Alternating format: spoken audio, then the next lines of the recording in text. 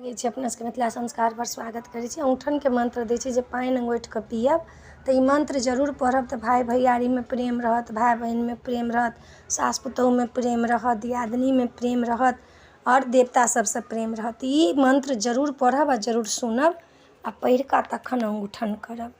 घैला के औंठन सोना के गिरौलिया, बहिनी के औंठन भाई, सासू के अंगूठन अपने पुतहुआ, ससुर के अंगूठन बेटा, भाई के अंगूठन अपन सहोदर, जितवाहन के अंगूठन पब्लिक, सबके अंगूठन बनियो जितवाहन, सबके रखियो बड़ा पाए, भाई भतीजा सासू ससुरबा, विश्व के करियो कल्याण, सबके अंगूठन रहियो जितवाहन, सदा ये करब कल्याण।